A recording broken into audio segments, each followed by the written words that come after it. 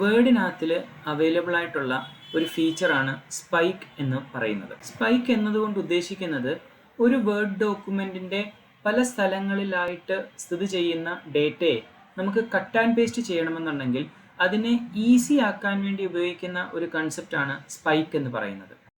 ഉദാഹരണത്തിന് ഈ സ്ക്രീനിൽ കാണുന്ന ഹൈലൈറ്റ് ചെയ്തു വെച്ചിരിക്കുന്ന ഡേറ്റകൾ, അതായത് സ്റ്റുഡൻറ്റ് നെയിം, അതേപോലെ തന്നെ രജിസ്റ്റർ നമ്പർ, കോഴ്സ്, അതേപോലെ തന്നെ ബാച്ച്, ഈ ഡീറ്റെയിൽസ് എല്ലാം എനിക്ക് ഇവിടെ നിന്ന് കട്ട് ചെയ്ത് മറ്റൊരു വിൻഡോയിൽ കൊണ്ടുപോയി പേസ്റ്റ് ചെയ്യേണ്ട ആവശ്യമുണ്ട് എന്ന് കരുതുക.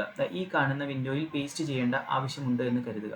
നമ്മൾ സാധാരണഗതിക്ക് ചെയ്യുകയാണെന്നുണ്ടെങ്കിൽ നമ്മളുടെ പേര് നമ്മൾ സെലക്ട് ചെയ്യുന്നു, കട്ട് ചെയ്യുന്നു, നേരെ നമ്മളുടെ പുതിയ വിൻഡോയിൽ പോകുന്നു, പേസ്റ്റ് ചെയ്യുന്നു, വീണ്ടും നമ്മുടെ പഴയ ഡോക്യുമെൻറ്റിൽ വരുന്നു, നമ്മുടെ രജിസ്റ്റർ നമ്പർ നമ്മൾ കട്ട് ചെയ്യുന്നു, പുതിയ ഡോക്യുമെൻറ്റിലേക്ക് തിരികെ വരുന്നു, നമ്മളിവിടെ പേസ്റ്റ് ചെയ്യുന്നു.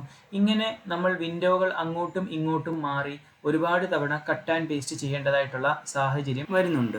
ഈ ഒരു multiple cut and paste option എളുപ്പമാക്കാൻ വേണ്ടി ഉപയോഗിക്കുന്ന വേർഡിലെ ഒരു ഫീച്ചറാണ് സ്പൈക്ക് എന്ന് പറയുന്നത്. ഞാൻ ഇവിടെ നിന്ന് ഈ സ്റ്റുഡൻറ്റിൻ്റെ നെയിം കട്ട് ചെയ്യാൻ പോവുകയാണ്. സോ സ്റ്റുഡൻറ്റിൻ്റെ നെയിം ഞാൻ സെലക്ട് ചെയ്തു. കട്ട് ചെയ്യാൻ വേണ്ടി സാധാരണ നമ്മൾ ഉപയോഗിക്കുന്ന ഷോർട്ട് കട്ട് Ctrl+X ആണ്. ഇതിന് പകരമായി സ്പൈക്ക് ചെയ്യാൻ വേണ്ടി നിങ്ങൾ ഉപയോഗിക്കേണ്ട ഷോർട്ട് കട്ട് Ctrl+F3 ആണ്. Ctrl+F3 പ്രസ് ചെയ്തപ്പോൾ നമുക്ക് ആ ടെക്സ്റ്റ് അവിടെ നിന്ന് കട്ടായി പോയേക്കുന്നത് കാണുവാൻ സാധിക്കും. ഞാനിത് പേസ്റ്റ് ചെയ്യുന്നില്ല, പകരം അടുത്തത് കട്ട് ചെയ്യാനുള്ള ഡേറ്റ ഞാൻ സെലക്ട് ചെയ്യുന്നു. എനിക്ക് രജിസ്റ്റർ നമ്പറാണ്, വീണ്ടും സ്പൈക്ക് ചെയ്യുകയാണ്, short cut Ctrl+F3.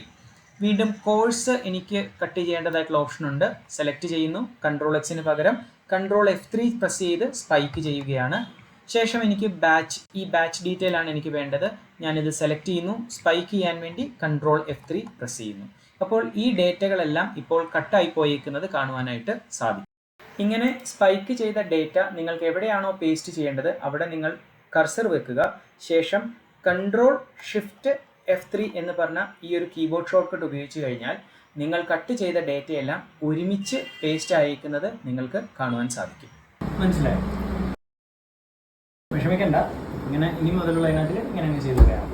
Okay, sorry.